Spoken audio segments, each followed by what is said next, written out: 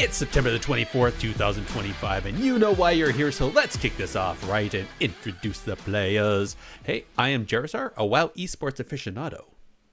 Hey guys, it's Big Moran. I am a rank 1 RP PvPer. Everyone, it's True Sap Jake and a rep paladin burned down my school. Yes. Oh no. Yeah, terrible. One more reason to get nerfed, right? Yeah, exactly. But Not that I needed more. yes. Today we're joined by Hula Hoops and Joe Fernandez, who are here to talk about Raider IO and the upcoming AWC tournament. But let's have them introduce themselves. So Hula Hoops, what do the people need to know about you?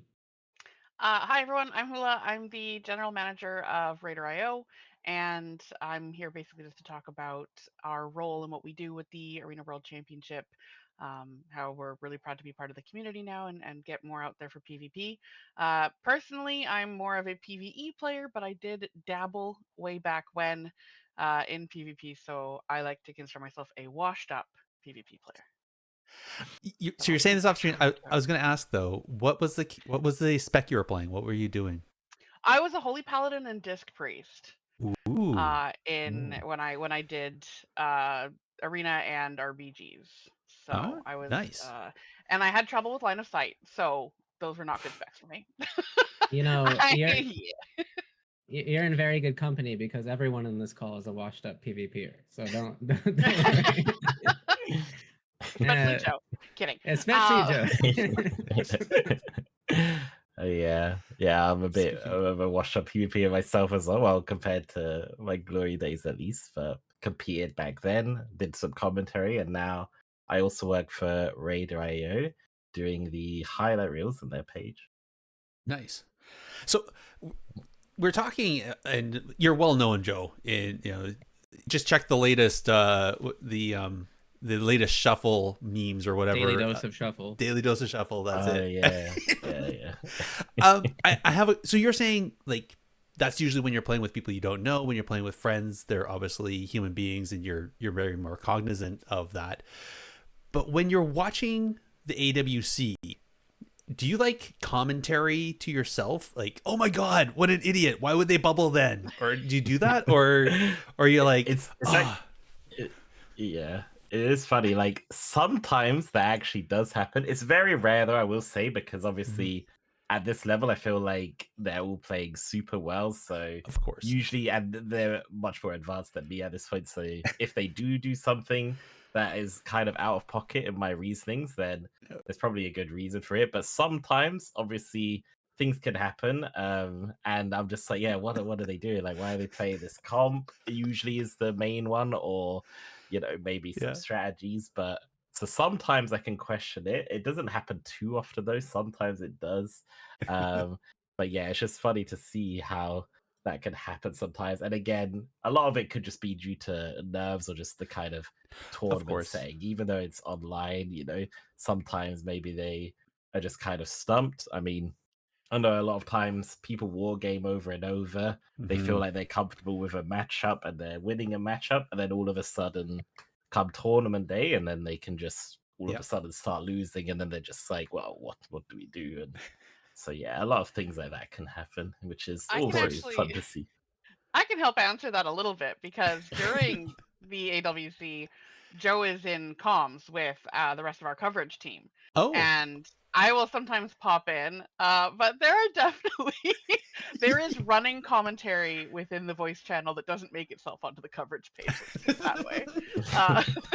Not just with Joe, with the rest of the team. We've got a couple other people that are always in voice together that help Joe with the coverage or have other roles. But there's definitely some running fun commentary that's taking place. That sounds. I would love to be a fly on the wall in that virtual room. Yeah, it's a fun channel to hang out in. Sometimes I'll pop in if I'm just doing other work and just hang out. Awesome. I don't blame you. I find AWC some comps, like especially the super dampening ones, it kind of lulls you to sleep almost. But then there's other matches where it's like you put your head down and think you're going to be able to get something done, and all of a sudden somebody died like 30 seconds into a match, and it just blows you away. So I guess I want to throw this to you, Hula, though. Like you said, obviously Raider.io has been doing the tournament side of the AWC for WoW Esports, and you've become that arm. I think you took it away from MDG years ago, and that. So uh, let's talk about it. So you guys got that, and now you've been trying to build and build on it to really increase the coverage. So can you talk about what that was like, bringing, like, building the AWC into Raider.io, which is primarily PvE, and then Yeah, where of you course. guys have gone further on that? Absolutely. No, it's that's kind of like what we're hopefully here to talk about is Hmm. you know, when Blizzard approached us in 2023, because Game Battles was the platform used for all the tournaments, and they were sunsetting that. Hmm. So they came to us because we'd already been kind of the official slash unofficial host of the MDI since its inception in 2017. We hosted the proving grounds and the time trials and all that stuff and the leaderboards. And so they came to us when Game Battles was about to be sunset and said, "Hey, we need a new platform for our esports. You're already part way, step in the foot in the door with the MDI. Can you do AWC as well?" And so, we talked about it because it wasn't an easy lift. We did not have any PvP, um, anything on our database, nothing. So we didn't even ingest the PvP API at that point. So we had to, go back, and there was some development that needed to be done. So this was all happening in 2023, but no one Wow. saw it until 2024, end of 2023 rather. So Yeah. this was happening for a few months on the back end. We were developing it, and we realized, okay, since we're doing this, one thing that we kept in mind, and this is really important, and I really hope both fans and players have been able to feel this, is that when we developed this, it was with the user experience in mind. It's our tournament platform isn't just generic tournament platform, let's throw AWC at it. It was, we built this out to cater to this esport. Cool. And we hope that that's something that people have been able to see, the check-in process, things like that. Being able to go to the brackets and see information on there that you wouldn't normally be able to see Hmm. on another tournament platform, like specs and gear and stuff like that. And being able to ingest all that data. So, when they approached us and we said yes, this is something we'd love to do. We built this out for the entire tournament platform as it currently stands. And then on the coverage side of things, we Jaw, the owner of Raider.io, and I spoke, and we'd been doing the actual coverage, so these highlights and reels and or highlights, updates, the live stuff for the MDI since 2021. Yeah. And I, talked to Jaw and I said, "Hey, we should do this for AWC. Let's just give it a try, right? There might be a market for it. There might be people that want to get these updates, especially since we include a lot of clips and people just want to see the Hmm. kill, right? They want to see that last 30 seconds of a match. And so we kind of gave it a try, and it was actually me doing it the first season. And as I mentioned, I'm a little washed up, so a lot of it was me just trying to understand as best I could what was happening in the current state of PvP. No problem. I will say that I was surprised how much of what I had learned back in Kata and MOP and Arena still applied today. Yeah. Little things like if you're facing off against a resto druid, you want to target swap a lot, right? Things like that are still they're still valid. So I would think I was able to do decent at the coverage. And then we saw some potential engagement there, and we're like, okay, this could maybe go somewhere. Let's bring in someone who actually knows what they're talking about. So um one of our team members, Vitamin P, was already friends with Joe, and she's like, I know a guy. And so And so the we, rest we is brought history. Joe on, and I can say it is going from my coverage to Joe's coverage is definitely a step up. He knows a lot more than I do. Yeah, I will say I remember seeing the first iterations, and you did a great job, and I personally enjoyed it because I was really busy, and I remember I wanted to like follow, but I was like, oh, I don't have to watch the VOD, and it's like 8 hours of VOD later on, right? Right. And so it's like trying to run through and triple time the VOD so you can get through the whole thing in time. But instead, I was like, oh, I can just follow along Raider.io, and so that was actually really cool. So I appreciate That's that. that's exactly the target audience. Is people Yeah. who can't just tune in and watch the entire day. They can just catch up real quick, see what's going on. If they want to tune in, they can, and easy links to the stream, easy links to clips, stuff like that. So, and we just want to make the viewer experience better for pretty much everyone. I will say, like, as someone who likes watching the world first or race world first, but obviously doesn't have the time to watch the entire broadcast and all these streams. It's like really nice to have that like timeline view Mhm. on Radar.io and just see the clips, like see the relevant clips. It's like, oh, Echo just had a 2% pull or something, and have that immediately pop up. Um, it's a very nice like from the user experience. It's like insanely nice because it is harder. Without it, you'd be searching for clips, and that'd be kind of rough, right? So nice to have everything. Yeah, thank you. And that's the Race World First coverage was the start of our coverage generally. And then we, moved that over into the MDI, and then of course, as I mentioned, moved it over to AWC. So, we're looking at we know people like the coverage we're doing, but we just want to keep making it bigger and better, keep improving it, keep, providing this kind of pretty niche, coverage to the World of Warcraft community. And so we're really happy that we're able to do it for PvP now, because I will admit, while I love the MDI, I even competed in it myself. If I had to sit there and watch either MDI or AWC, I'm watching AWC. Yes. I will admit that in public. On the I record. love them both, but yeah, it's on record. I love them both, but I if I had to choose, I'm watching the AWC because it is so exciting. Yeah. I do like the AWC. I think I like the Great Push better than the timed races for the MDI. I always felt that that was, and it was always that awesome point where some team would be getting ahead of Echo, and then Echo would just like drop some crazy strat at the last second and pull out the extra points or whatever, and always win, which is great for them. But I'm always for the underdog, and so it's always kind of crushing. You're like, yes, the underdog's gonna. Well, that's one reason the last few have actually been great, because mandatory has won They've a been couple now. amazing. So it's not, I know exactly what you mean. I like going into an esport and the outcome is not already guaranteed. Exactly. They have to play it out, because it could go either way, and that's what makes it really exciting. And I think that's one reason I've always loved the AWC is, yes, there's been powerhouse teams, obviously. There's players that you expect to at least make it to finals, but at the same time, on any given day, it's anyone's, Yeah. time to win. So it Well, really does come down to it. what I think is so cool about PvP is like you can have like a spoiler team, which I don't think you really get in the MDI or the Great Push. Like a really good example of a spoiler team would be on EU when Big Max was playing Thug Cleave, and they would like routinely take games off of Echo, and it's like Echo was like hoping they wouldn't run into like Big Max in the bracket, because like Big Max would come out on top a lot of times, which is kind of cool. I mean, Big Max's team wasn't the team that was like going to win the tournament.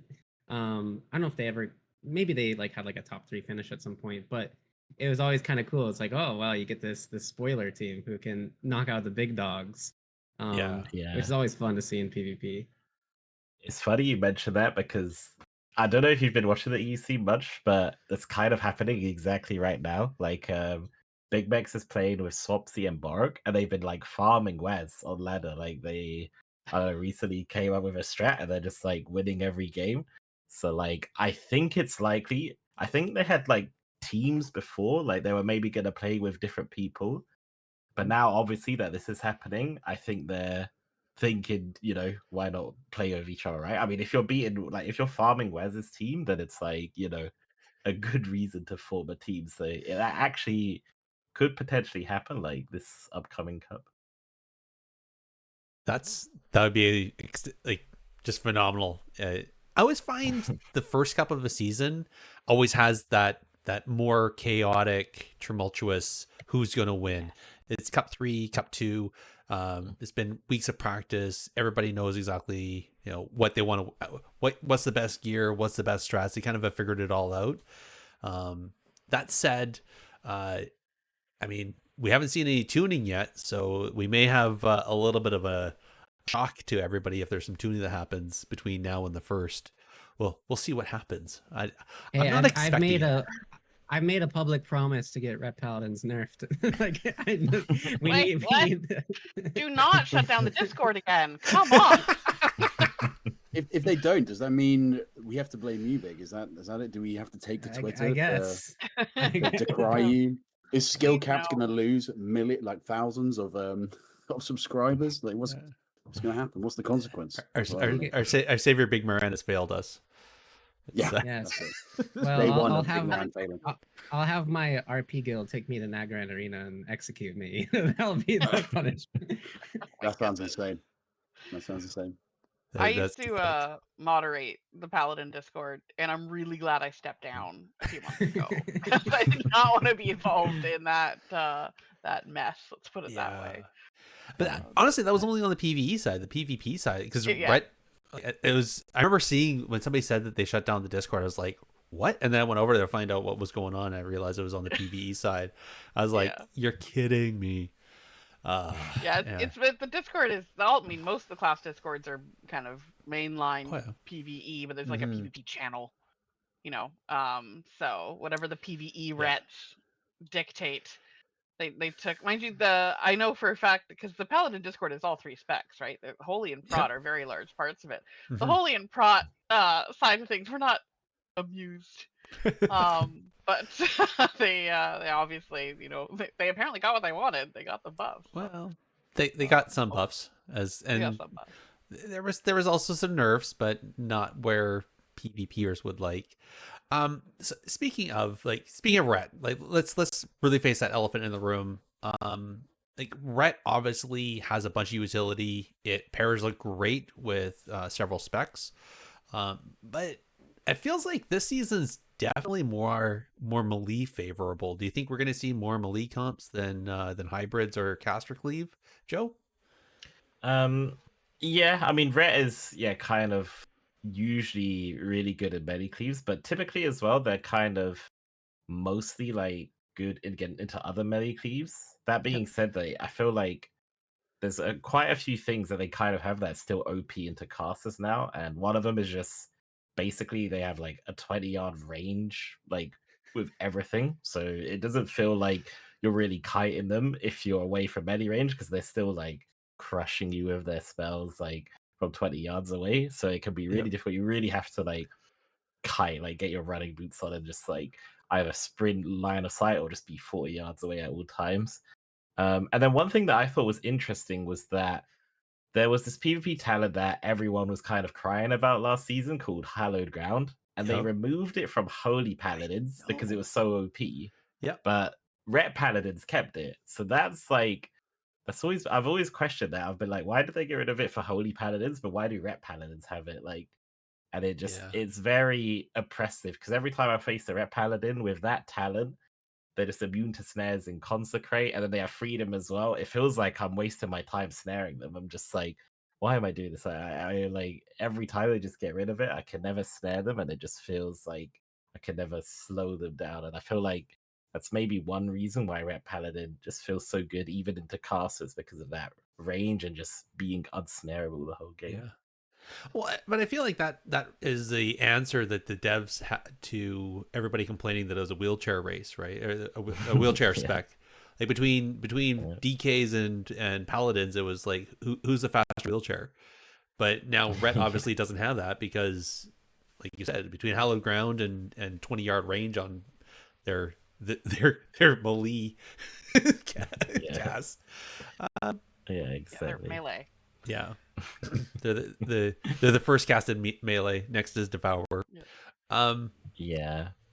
So do you think it's going to be mostly we're going to see melee cleave, or are we going to see mixtures? We'll probably see an RP. I think we'll still see mixtures, yeah. Because the thing is, Ret Paladin, like even as good as it is, it doesn't really go too well with casters. Maybe with like a Devil Warlock, just because it doesn't have Mortal Strike, which is kind of what a melee caster needs.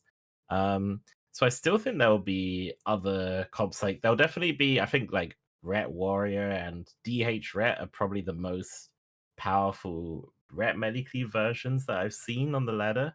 But I think that there's comps that could do well in it. I mean, I've seen RMP do pretty decent into it.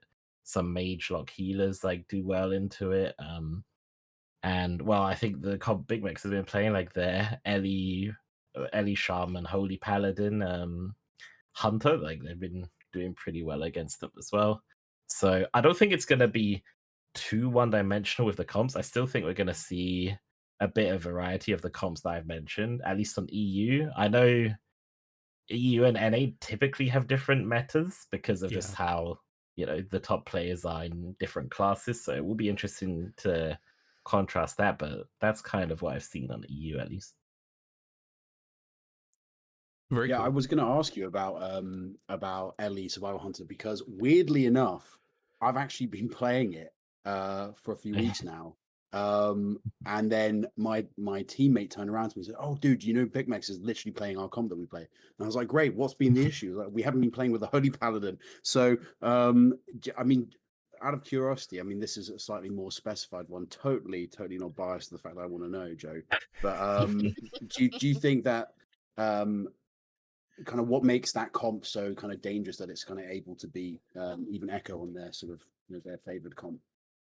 So Holy Paladin, what it brings, it can bring just like a lot of defensive cooldowns and immunities that are like, it sounds like when you have a purge for like Bob that it could just be kind of easy, but when played well, it kind of makes classes a lot more tanky. And I think that's why it specifically has worked well with Ellie, Charm, and Paladin like throughout this expansion, because I feel like Ellie's usual weakness is that they can get trained by melee. Like usually they're so good at the casters, a sheer grounding, line of sight, instant cast. It's like casters are usually never an issue. It's just if they get zug-zugged by two melee, then that's where an Ellie can start to feel the pain. But Paladin giving them freedom to kite a lot in Ghost Wolf is just they can get away from most melee, having bops and just sack and pally cooldowns to keep them alive. I think it makes it a lot more difficult to kind of zug and Ellie Shaman down. So I think, yeah, it's more to do with the survival that the Holy Pally brings. And they're typically not a good target to kill either. You can try and kill them during sack windows where they take more damage or when they don't have bubble. But typically speaking, I feel like it's pretty difficult to kill a paladin, and they just bring instant heals. Like, I think it's if when you play Templar, you just, or even the new build Herald. I think you could play either build. I'm not sure what's the most popular one yet, but you're not really casting too many heals, so it's kind of weird. You're against a Holy Pally and an Ellie Shaman, but they're barely casting, so it can feel a bit weird. You're not really able to stop much damage or healing from them unless you just have crowd control. Yeah, because I know in the past, Paladin's always been like a really good like target to swap to, especially if you can get bubble and things. So it's obviously there's an interesting factor I feel with just in general them kind of being seen that way as having less cast. Obviously, you kick them if you get like a 5-second lockout. Sometimes things just blow up nowadays. Yeah. So it's an interesting kind of viewpoint that of the kind of how that synergy of that comp seems to work so well. Even though I probably would never have picked that up at any time outside of this season. Yeah, it is an interesting comp. I feel like that's something honestly NA has usually had over EU is that I feel like they have more Holy Paladins. I feel like the Holy Paladins on NA have typically been more and better. There are definitely some good ones in EU. I mean, Borg to showcase since he's playing it super well and been playing it. He's playing it with Big Macs and Swapsy right now. It is a bit weird though because it's just like I don't know what it is, but sometimes it just feels like Holy Paladins just don't have healing. Like there comes a time where they either have to use too many offensive cooldowns or defensive cooldowns, sorry, to keep up their team, or they're just kind of dying passively. Like the enemy team has too much pressure for their passive healing to deal with it, and it could be very weird. But I feel like the really good Holy Paladins, they just have a way of mastering their cooldowns, like rotating them super well to just keep people alive for like 5 to 10 minute games, and then it just buys their team time to eventually kind of attrition, like win on damage and win by surviving. But So you're saying I should pick it back up? yes, Yeah. This This is a good time.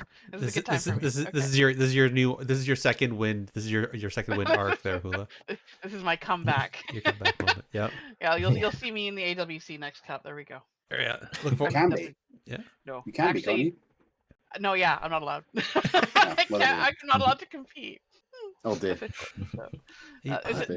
that's the only reason that I'm not That's- doing it. Because that- I'm just yeah. it would be too unfair otherwise. It would be, would- We're looking out for everybody else.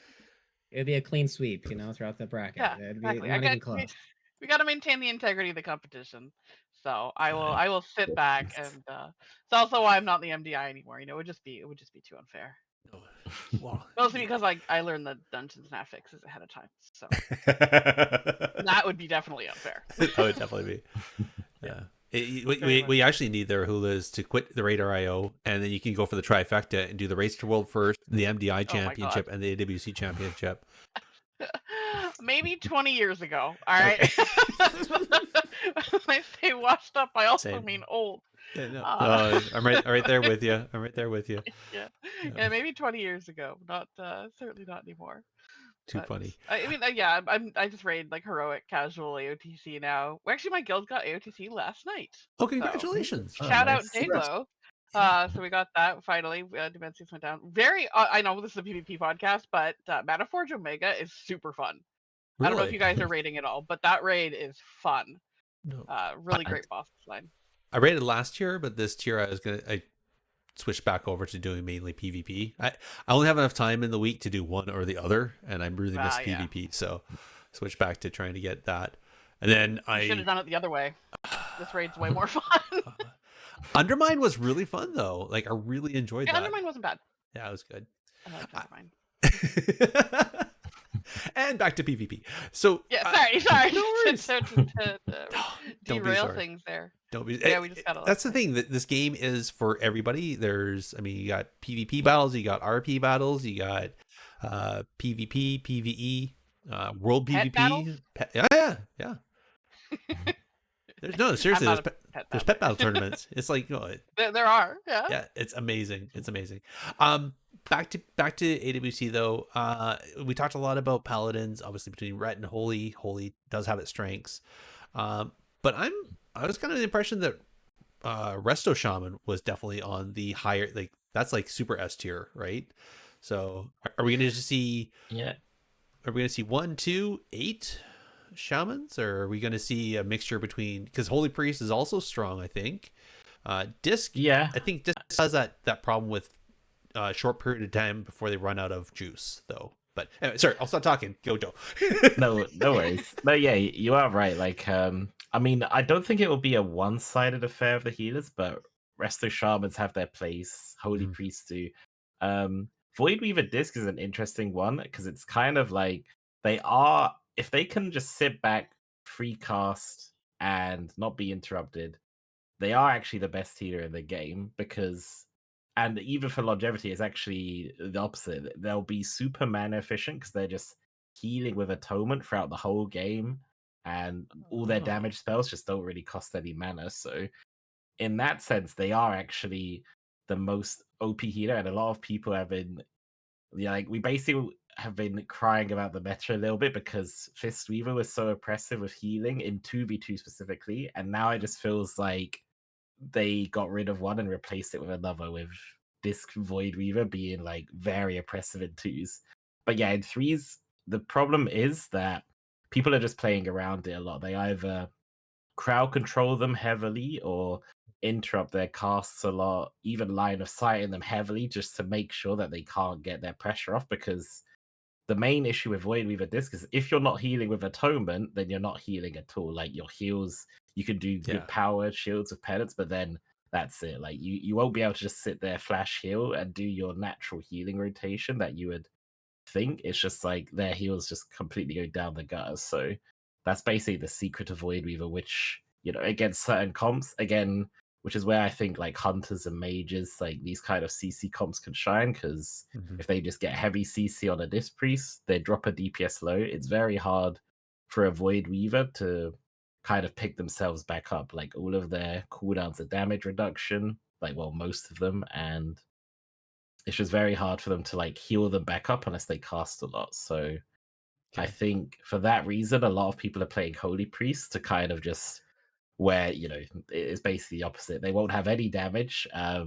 They're still pretty mana efficient, but not as much. But then they just have the safety net of the heals. Like they have safety net of the cooldowns as well. I believe they get Guardian Spirit, and then forgot what that cooldown's called. The Ray of Hope. That's it. Yeah. There's too many cooldowns in my brain. But yeah, so they have like those kind of 2 life-saving cooldowns as well, Mhm. which means that if someone drops and they get out CC, they can just save you, like pretty much. So True. yeah, Holy Priest is kind of the substitute for like when Void Weaver Disc isn't doing well. So I think we might see more priests than shamans. That being said, Resto Shamans are still very good. I think they can do well in double melee comps and then Yeah. some melee caster cleaves as well. And then the other healer that I think could be at the forefront is maybe Evokers, because Evokers kind of like in the hands of a really good Evoker, they can kind of have it all as well. Like they do Mhm. a ton of healing, and their pressure, I think, with the new 4 set is kind of crazy if they can kind of sit there and do that. I would love to see, at least on the EU side, I know Kankito, he plays Dragon like insanely. Like he was on the team with Corky and Yep. Coffee. And they made it to the finals a season ago. They had that not last season, but the season before. But yeah, his dragon always impresses me. I feel like his dragon has been absurd. So if we could see something like that to shake up the healers and, seeing a lot of different classes in general is kind of what I think makes AWC better to watch as well. I think it's interesting how we had like a holy paladin meta last season, like especially like in the NA AWC, where holy paladin is kind of like this more defensive healer, doesn't really do much damage. But now it's like the meta is like dominated by these healers that just do crazy numbers, like on the damage meters. Like Void Weaver Disc Priest can compete on damage with like an actual DPS, and so can Preservation Evokers, because they have a really insane 4 set this season. And yeah, Void Weaver got all these buffs recently, so it's kind of like cool that we're in this new healer meta that I don't think we've seen in a while, where it's like you have these crazy offensive healers, which you typically don't see at this stage of the expansion. Rest in peace, Fistweaver Monk. Like they got obliterated by a 50% nerf, but the other healers are kind of cooking right now.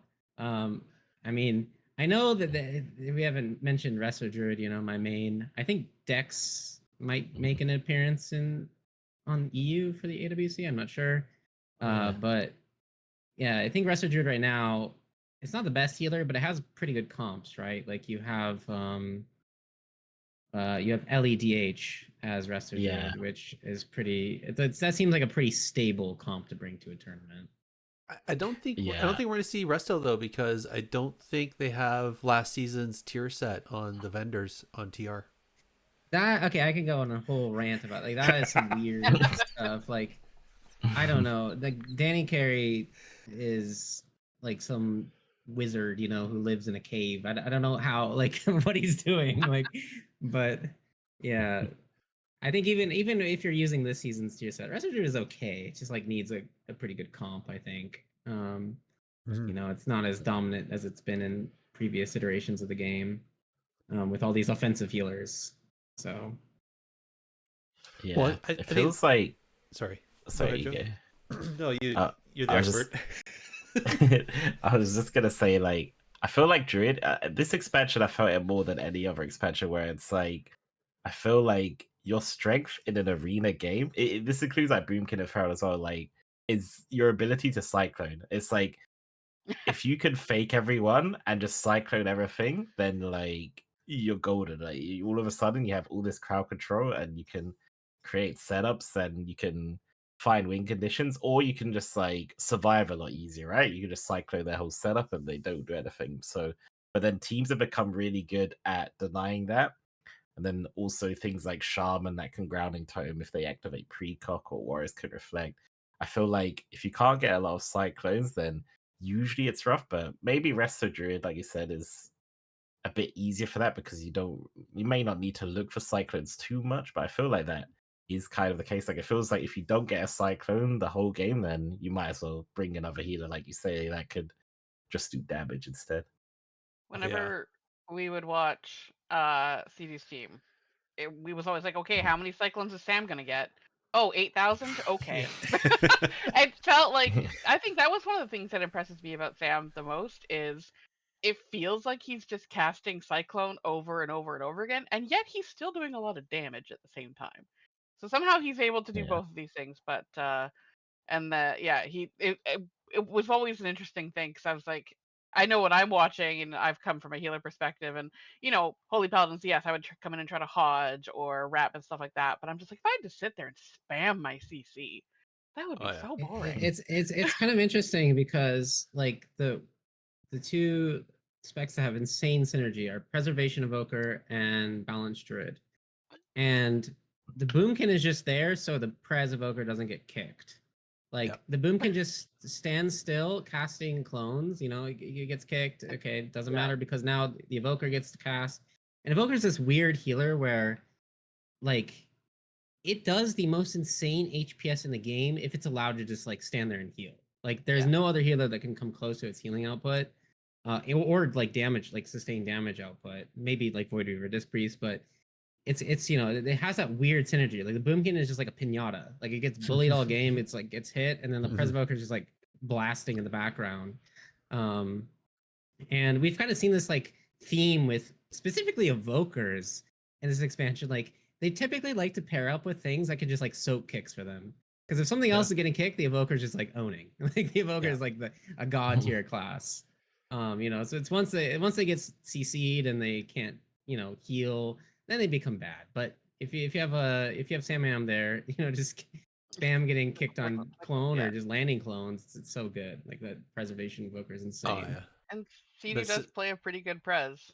He does. Yeah, So He does. I assume we'll see that quite a lot from them this cup. I was kind of expecting to see him on Resto Shaman just because that's like his old faithful. So I know he's. They could play. He probably is one of the healers that swaps like the most. Oh yeah. Did you say, Joe? Yeah, He's I feel like more multi-classing healers out there. Yeah, I mean, yeah, he is though for his show for sure. Like been his main for so long in the past, but yeah, now he multi-classes really well, and yeah, I think now it's actually kind of suited him. Like you said, Boomkin, Preservoker with Sam I Am, but they also do have like and I think in EU, like Lonto's been playing a lot of Shaman DKDH, and I know Sidu's team would have access to that. They have Mez on DK. Yep. So Trill on DH, that could be, and I mean they brought that out at Gamescom, right? So right, and they did really well with that. I got to talk to Trill during the Race World first, while Gamescom was happening, and I remember asking him, like, so it kind of sucks that the timing was at the same time, and he just looked at me. He's like, I don't want to talk about it. he was really upset he didn't get to do both, and that he had to obviously go with the one he's contracted to. Yeah. I mean, they ended up winning, so that helps. But the Race World first, but I know he was pretty upset. And it is unfortunate timing because he's watching his team play without him. But he's always done that. Like that's happened so many times where he's been. It's so often. It's always the Cup 1 blues for Trill. The downside of being Mr. World of Warcraft. Yes. I asked him about that name once, and it was given to him. Yes. He did not proclaim himself Mr. World of Warcraft. Luckily, I don't think anyone should actually just proclaim themselves. Yeah, I was going to say, like, if you're doing that, then there's something really wrong. Yeah, you need an ego check if you're calling yourself Mr. World of Warcraft. Yeah, I think so. Not even the developers, I think, could call themselves that. I feel like they're the... At least not in public. What I heard is that Ian Hazacostas took a server blade and knighted Trill and called him Mr. World of Warcraft, like that. It was an official ceremony. Yeah. I dubbed thee Mr. World of Warcraft. Although I bet some of the devs probably do, like, that's their morning affirmations in their mirror. All right, let's go. We're gonna have a great day, Mr. and or Mrs. World of Warcraft. So I wouldn't be surprised. I would actually be interested. So I remember when we talked to Brian Halinka there, he was saying how the great thing about the Blizzard team and the World of Warcraft team is just how many people at Blizzard actually play the game versus a lot of other devs, a lot of other game studios. The people will develop it, but then they're not playing the same game. So I think that's one thing that a lot of people seem to forget is that the people that are making this game are also playing it and seeing a lot of the same things that we're seeing, or if they're seeing it, they're not seeing it in the same light that we are, such that there has to be, the outcry of demand of change isn't quite felt as deeply by the dev or the designer. So I don't know. Well, there's that running joke on the PvE side of things that a boss gets nerfed as soon as Ian's raid gets to it. And it was okay. I know it's a running joke because there was like a period of time where multiple tiers in a row it happened, and I'm not saying the timing is because of that, but it just naturally happened that once his raid got to a certain boss on progression, suddenly that boss got a little bit of a nerf. So what you're saying is we need Ian to actually PvP. Yes, get him in there. Get him in the shuffle. He can feel the rage that Joe feels in shuffle. I'm kidding. Joe doesn't rage. Joe is a non-rage warrior over here. He uses a different resource bar. Calm, I think it's called or something. Yeah, calm. I don't think that's gonna work very well. Yeah, sort of. I don't know. Was I kind of caressing them to death? Like, you're not sure how that would work. Some sort of strange abilities. Yeah, hug them to death. Yeah, it's not hamstring. Instead of charge, you tickle. skip. Yeah. Okay, we need to make a new class or a new warrior spec. Calm warrior. Yeah, you can call it like Ubu class or something. I don't know. That might fit in Big's RP PvP goal. There you go. It's a reformed warrior that skips instead of charges. Oh my god. I love it. I'm at a loss. Yeah, I'm at a loss. It's gonna be great. I'm really excited for this upcoming season. I think it's gonna be a lot of fun. Joe, of course, will be there watching every single minute of every single game with our team, making sure everyone knows what's going on, what's happening. I also just want to give a quick shout out to the rest of the coverage team because it's not Joe alone. Yes, please. Pico is always there helping out with. She's actually all the clips and screenshots and all the information. Her and Arastabeth are helping Joe with. One thing we learned very early on, and what I learned the first tier that I did the coverage, is the AWC moves very quickly. And doing MDI coverage, Racial First coverage, yes, you've got people helping and stuff like that. But normally you have time to write up a post, grab a screenshot, upload it, put that in. Not with AWC. Nope. You're writing about something happening in the game. Oh, it's over. Oh, okay. All right. Okay, they died. Oh, it started. Oh no, it's so fast. Yeah. So having the other people there to help is incredible. I agree that's the case now, but anyone who experienced Cloud9 during BFA knows that, like, you had some time. you could watch the entire Lord of the Rings trilogy before like a single series ended. Like those were painfully long games. Oh yeah, no, it's crazy. Wait, extended editions though, right? Yes. We don't watch the regular ones. No. And then there's also Marv, who is the person who runs our brackets. Oh. So for those people might not know how our brackets work on the site. So the brackets are held on Radar.io for the AWC, and they're actually live updated. So Marv is watching every single game, and as soon as the game starts or ends, he puts in the timestamp. He's got the classes, their specs, and he uploads all the data for their gear, their talent, loadouts, everything like that, as well as a timestamp of the actual VOD. So all that stuff is uploaded literally on the fly as it's happening. So you can go to the bracket in the middle of a match and it will show like match in progress and all the information's there. So you can actually go click and see exactly what spec this player is playing, what gear they're using. You can even copy paste the talent loadout and put it right in game and use it right then and there. You can see everything there. They're using mouse over tooltips, the whole 9 yards. And that's actually like literally live on the fly. That's amazing. Yeah. And a lot of work. Yeah. Actually, I know we're kind of pushing time here, but there's one question in chat that is really actually, I think, pertinent. Is is it confusing for the writers when the teams are changing rosters all the time? Joe, I'll say yes. Joe. For me, it's not really too bad because we would always do, like I said, like, when I'm writing about the highlights, that would always be one highlight, right? When it comes to the team change, like the new map, like what maps people choose, because it is kind of a pivotal point of the game. Like obviously, when teams are just playing the same comp over and over, then a bit less so, but it's actually quite a big thing, and it can be a bit of a mind game.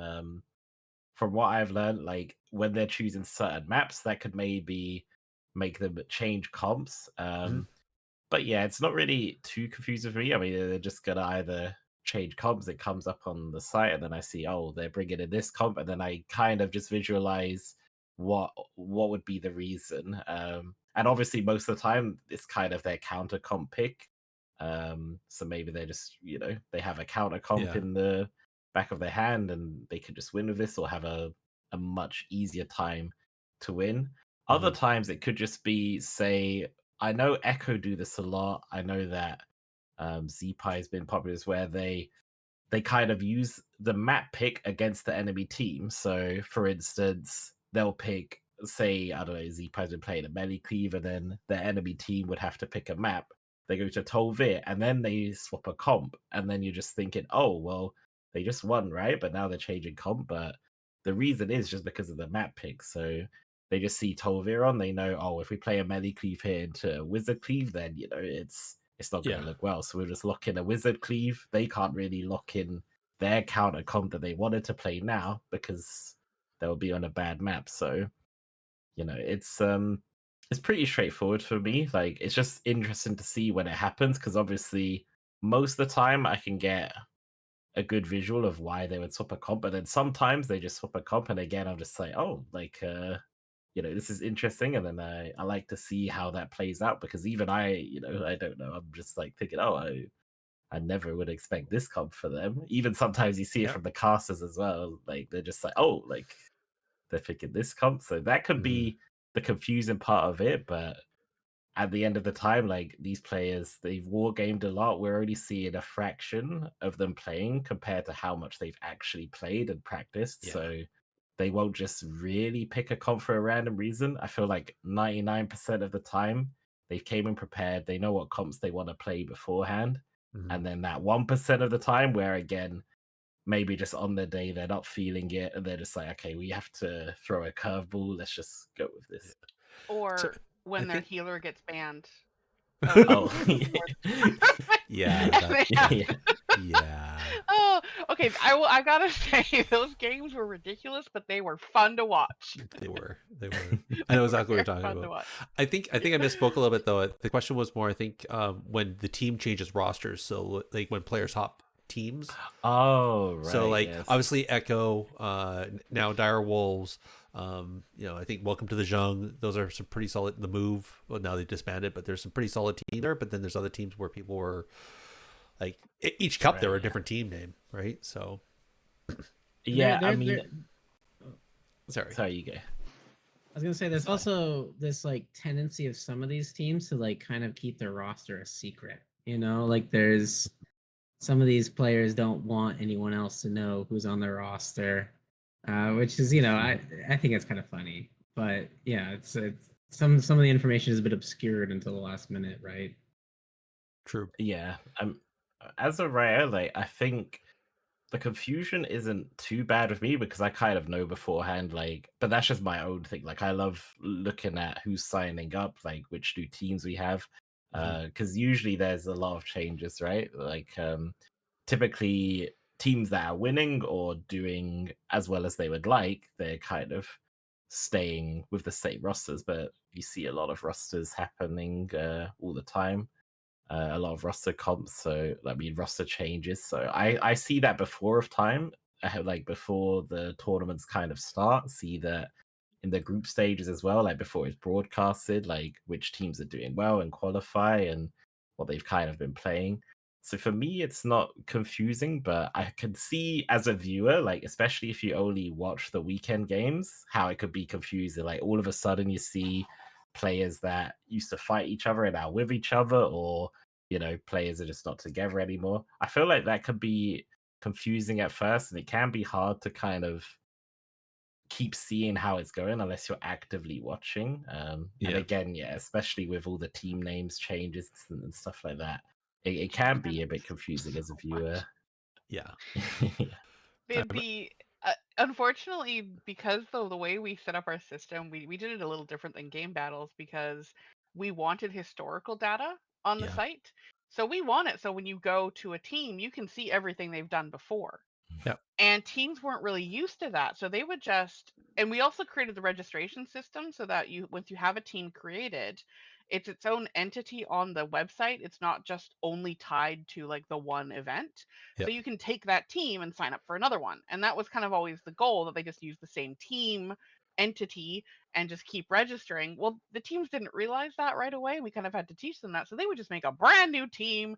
They would just like get rid of them. Like, no, please stop. So we'd have to keep there was every season. There's a lot of stuff on the back end where okay, this team needs a rename. This team needs a rename. Can you move this person over here? Yeah. And so we have to do a lot of this stuff. But they're starting to catch on of how it's intended to work, to be able to maintain that historical data. Because one thing that's great is if you go to a team that's been doing it properly, you go to the team page and you can see every tournament they've actually competed in. Yeah. And so you can see like what they've done, and you can see the Mhm. rosters for each time they've been on that, and you can go back to the old brackets and see exactly what they did. So being able to maintain that historical data is really important to us. So please, teams, just re-register, and if you need to make a new roster, just remove players, please, Please, for the love of or God. just ask us, we'll do it for you. Yes. Please. So, just wrapping up, is there anything? Are we going to see something new this season? Because I mean, is it, you keep building on the commentary, the quick shots, the links, the VODs, and all that. Are we going to see something new this year, or is it? I hate to say that, just the same, but because what you're doing is fantastic. But is it going to be just the same? Well, we do want to expand our offerings to the PvP community at large.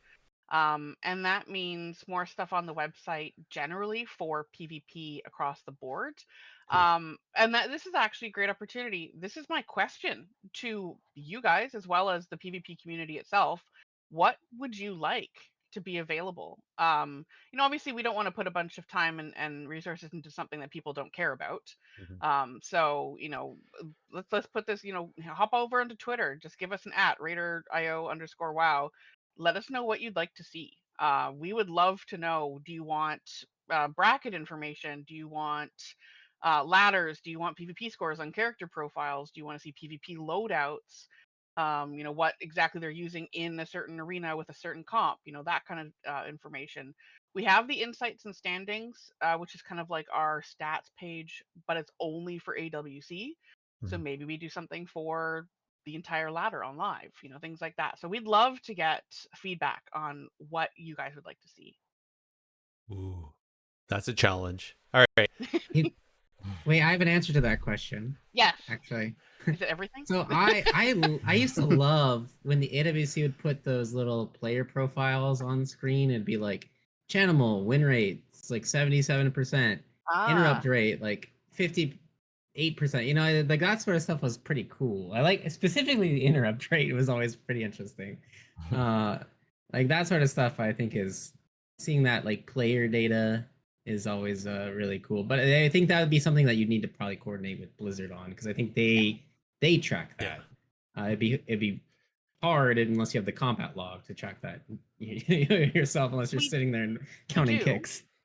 We get we do get the combat log, so that's how we track a lot of the information, because we have, oh wait, actually no, I lied. We have it for MDI.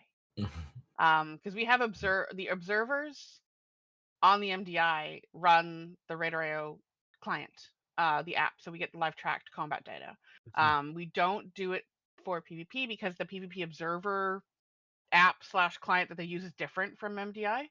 Yeah. So we don't actually get all that information. We want it. We want it badly. So hopefully down the road we will actually get access to the data, so we can do a lot more in terms of information, especially that stuff like, as I mentioned, like live tracks, show it right away after a match. So that information would be phenomenal on our end. But yeah, I'm actually going to write that down as soon as we're done talking. Something that you want to see. I too really like seeing that information after a match. See who's kicking, who's CC percentage, or who's breaking CCs and stuff like that. Yeah, that's always a good one. Joe, But what was your sorry, interrupt rate? Oh yeah, mine's high Mine right now for Joe. mine is actually shockingly bad. Like I'm one of those that we have a term in PvP called a precog gifter, because there's a gem where if you get faked or you don't interrupt well, then you give them precog and they're immune to CC. So I'm one of those guys. It's actually one of my worst feats of as a PvPer. Yeah, And I just me too. I just know what's happening. I just go in. I'm gonna try and kick the first cast. I get faked, and I'm just like, why am I doing this? They're just looking for it. They just know, like, okay, I'm against the precog gifter. I'm gonna just fake until he kicks me, and then and then I can cast. So I'm actually shockingly bad at it. But it is funny because I feel like, I mean, I might get put on blast on this, but I feel like someone that is also a bit of a precog gifter can be Waz sometimes, but it's like his only weakness. Like sometimes, like when I see him play on ladder, like he misses his kicks. Like I'm like, oh, I'm like he's missing his kicks like crazy this game. But obviously, he does other stuff that no one else can do, which allows them to win. So it's kind of a nice backup to have. But it is funny how that works and how nowadays, because of precog being immune if you do fake a kick, how much more important that is now, which I do think is nice for the game. I just wish that there was like a melee equivalent for the gem, because all the melee get is like a 5% damage reduction every 30 seconds if you get CC'd, which doesn't actually work in a lot of CCs for whatever reason. I don't know why, but so yeah, like casters get this fun, oh, if you fake you can kind of get rewarded. So it would be nice to see, like, if a melee interrupts something, maybe they can get rewarded, but I don't know, it's just a random thought. You guys get enough. Yeah. I do want to say for our coverage generally, we're always looking to make it better. If you have enjoyed Joe's insight on, I think he's over here. I don't know which way you are.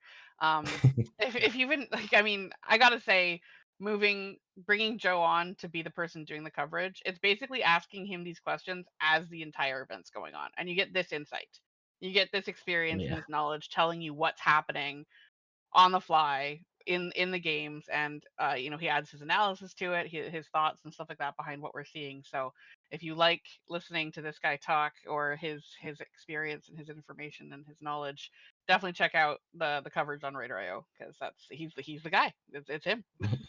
I love it. I do want to. I know we're kind of wrapping this up to the end of time. We always like to end the show with one thing you would change.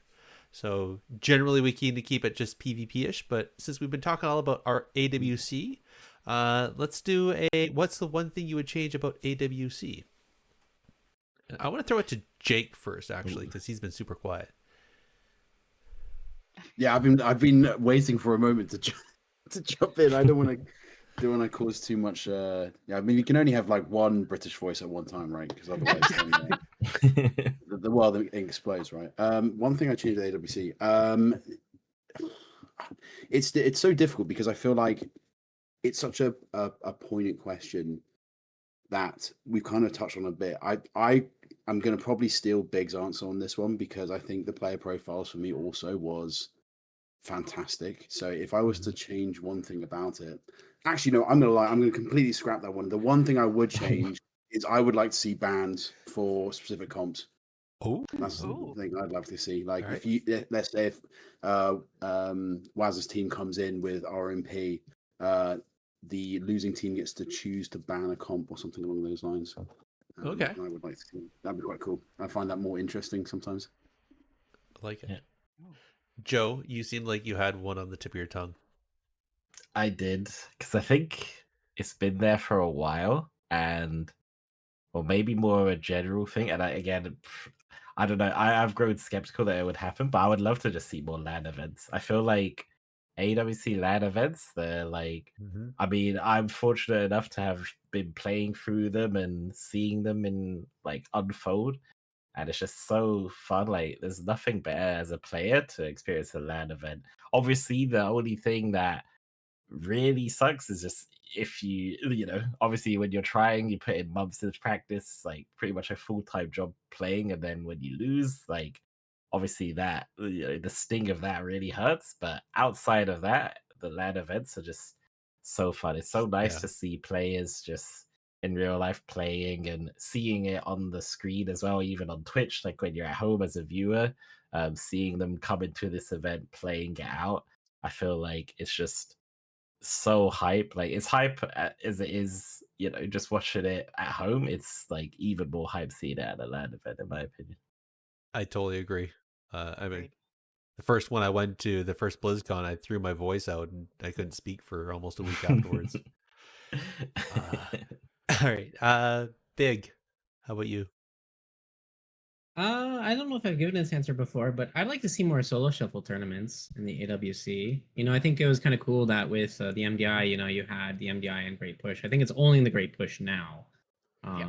But I always, you know, I think having a different tournament format would be really important for the AWC, especially since solo shuffle is really popular. I think it's overwhelmingly the most popular arena bracket right now.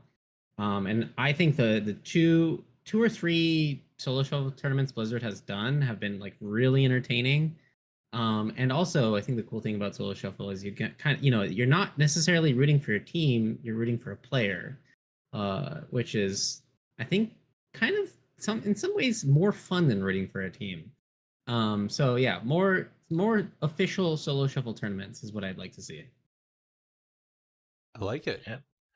I mean, to tie into that as well, like I was in one of those solo shuffle tours and it was like super fun. Obviously, I played Fury Warrior and Shadowlands, so very zug, like very easy for me to play, very OP. But aside from that, the tournament, it was just super fun to watch and see it unfold. Obviously, it could be very chaotic with how the brackets are, but I kind of agree. I feel like in between of the AWCs, if there was just kind of these like mini solo shuffle tournaments, I think it would be Yeah. great. Well, you Who? know, Raider.io can make brackets for any kind of tournament. Just saying. So if anyone wants to host these, just let us know. We can help you out. All right. I was gonna say lands. So Joel stole mine. Thanks, Joe. Sorry. I was there in 2019, the last time we had the AWC like actual competition at LAN, and I was in the front row. And every single matchup, I went back and made a new sign for a player on a team, and every time that team lost, so I apologize to everyone that I made a sign for because you guys ended up losing. But that was so much fun to watch that. So yes, It is. my original answer was bring back lands, but since Joe stole that, my answer will be fives. Fives. That was my Roger. favorite bracket when I did arena. I loved fives. 5v5. Nice. Uh, 5v5. Chaos. Yep. It was. I want fives. That's what I want in AWC. I want a 5v5 bracket. I used to play. Oh, sorry. I used to play. We called it RBG comp. Yep. Because we had a Moonkin, a DK, a mage, a Holy Paladin, and a Resto Shaman. And so basically, we charged in, did the mass grip, beam, root, and if someone didn't die within the beam, we were doing it wrong. But that was my favorite comp, and I liked it because quick games, it's chaos, it's fun, it's nuts, and it was a lot of I want fives. I want to watch fives. That's awesome. My favorite memory, and also I have PTSD from it, is me and some guildies deciding we're going to do fives, and we queued up into 5 paladins, and No. I'm pretty sure they were all holy because Oh no. we couldn't kill Was that them. me? Because I think I've done that. Maybe I don't remember the Oh, names. I have a quick 5v5 story. Speaking of Holy Paladins, Okay. remember that achievement, Last Man Standing, and it Yep. was Yes. you needed to have Yeah. you know one person never get got the it. killing blow. Well, no, someone on our team was a Holy Paladin, and this is like during Kata, and they wanted that achievement, and So we all left the arena, and it was just the Holy Paladin there, but it took like 40 minutes. Like it was insane because Holy Paladins like did no damage. I don't remember what expansion it was, but they did like no damage. And it was like painful. I was like, oh my god, I'm gonna come back later. I gave I up love trying it. to get that on my paladin with my team. I gave up because Yeah. it wasn't happening. But I Yeah, think that's the one arena achievement I never got was Last Man Standing. that's a Uno hard and one. away. That's a hard Yeah, one. that was rough. I But will say fives was a lot of fun. I will say quickly, I do disagree with you, Big. I don't think Solo Shuffle would be the primo next AWC. I think it should be BG Blitz. I want to see. Ooh. Yeah. Wait, That's- wait. What about that meme? Like, how about both? Okay. Like, Why not both? Well, we'll I have to think call up Haley generally Stat and see what other he'll do. yeah. Sorry, what's that, Hila? And I just think they should just bring multiple different formats. Just try Yeah. things out instead of. I mean, Yep. keep the 3v3 as the premier because obviously it when you boil it down, that kind of is the pinnacle of skill, teamwork, all this good stuff, compositions and strategy. But generally speaking, I think the other formats are just fun, exciting. They can just make people more excited for when the 3v3 tournament comes out. So Yeah. I and we honestly, get more new names, new teams. Sorry, yeah, I'm no, rambling. totally. I'm just biased. I think battlegrounds are just much more viewable than arena. So that's my own personal bias, though. All right, shoutouts. Quick round of shoutouts. If you don't have a shoutout, that's fine. But I guess we'll kind of go reverse. Hula, do you have anybody you want to shout out? Joe. I want to Aw. shout no, Joe's been doing fantastic, and just everyone on the events and coverage team, Pico, Erasabeth, Kat, Marv, our dev team who put a lot of effort into creating the platform as it is, everyone that's kind of been involved in making our coverage what it is and really helping that. And shout out to just the community generally for watching, for reading, for cheering us on, and again, feedback. Let us know what you guys want, please. Always feedback is yeah. important. Big, do you have anybody you want to shout out? I will shout out the Divine Inquisition for giving me a promotion. That's my RP PvP guild, and actually, I got a promotion because of this podcast. So, What? Oh. someone was listening to me talk about RP PvP last time, and they actually joined our guild. And so, we had a quest in our guild last week to walk the path of mercy or the path of retribution. Okay, and the path of mercy was to recruit one member, and so I accidentally recruited one member to our RP PvP guild, and I got promoted. So shout out to my guild. This is just a That's happy cool. little accident. That's awesome. Congratulations on the promotion, bud. Joe, any shout outs for you? Well, I'll shout out to you guys for bringing me on as well. Like, it's always fun to talk here, so I appreciate it. And also to Raider.io, like the fact that they reached out to me and trusted me to do their highlight reels. Like at first, I was a bit overwhelmed because I had to learn about like coding again and doing kind of things in real time. But they made it very easy for me to transition. I think on my third day, I settled in fine. And yeah, shout out to everyone that helps me do my job as well, makes it a lot easier. Like Hula said, without Pico or Marv helping me as I go on, and anyone else who's clip gathering, like it would be very difficult for me to do what I do. So I appreciate it's fun working with them as well, and it makes it a blast to just watch the AWC and work on it at the same time. That's awesome. I wish I could get paid to watch AWC. Not gonna lie. But the rest of that sounds like too much work, so I'm okay with. Yeah, you gotta work full time. Yeah. Jake, how about you? Any shoutouts? Yeah, just going to shout out the guys that have, for the last 799 days, been liking and retweeting my tweet at the devs to make Oh a yeah, I PvP channel. see that. I can't. Yeah. So you're on 799 days. So tomorrow's 800. Hey, tomorrow's 800, yeah. So also, Oh, wow. shout out to you as well, Joe, because you like it every now and then. Yeah, I think I do like the yearly up. Like you got like 2 years. I think I like that one. Yeah, I see exactly. it all the time on Twitter. Yeah. Every little helps, I hate to quote Asda or Tesco or whatever it is, but yeah. I can't believe it's going to be 800 tomorrow. Wow. Devastating. Anyway, let's move on before I cry. Well, I want to shout out a little bit of a round circle hug here, but thank you so much, Hula, for reaching out and suggesting that we get together and do this, because I love AWC. I love everything you guys have been doing, and just happy to have you guys on, talk about what Radar.io is doing in the past and now into the future, and happy to hear again, if anybody wants to do a community tournament and they need some support, it sounds like Radar.io is there to help, which is awesome. Just DM, just send me a message. We can help you out. All right. So in that case, yes, Hula, where can people find you then?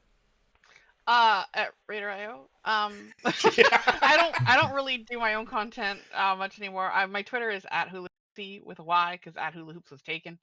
And my Twitch is the same, but I don't stream. So those days are well over. Otherwise, just the Radar.io socials. You can if you can reach out to me there or in our Discord. But generally speaking, I'm mostly on Twitter myself. Understood. But yeah, at Hula Hoopsy with a Y. Hoopsy with a Y. Love it. Yeah. And Joe, where can people find you if you're not yelling at your computer screen on Twitch? Well, yeah, if you want to see me yell at my computer screen, then I'll be on Twitch, Joe Fernandez 123. So that's fine. Or you can find me on Twitter as well, same handle, I believe, where I just post cooking pictures, to be honest, not really WoW stuff. And then obviously in the coming weeks, though, on the weekend, you'll find me on Radar.io posting the new highlights. So if you watch AWC and you want to see the highlights, then I'll be there showing you what's going on.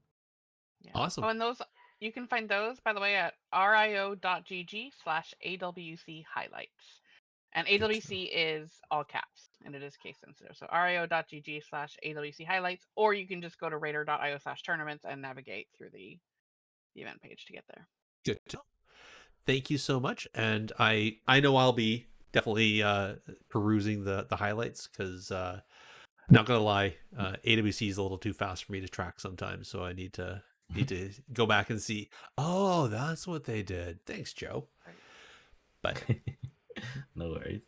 Big, can you start listing off where everybody can find us? Yes, I can. You can contact us directly on X or Twitter at technically_PvP, or on Blue Sky at technicallypvp.bsky.social, or by an email to technicallypvp@gmail.com. You can also join our discussions on the Bonus Roll Productions Discord. And you can visit the Bonus Roll Production website to find the podcast directory with us and many other great shows at www.bonusroll.gg. This directory also has a review system, so head on over there and tell everyone what you think about your favorite shows. Indeed. And links for everything we talked about, well, really it's going to be Radar.io, is going to be in the show notes, just to help everybody navigate that. And I want to thank everyone for listening. Good night, everybody.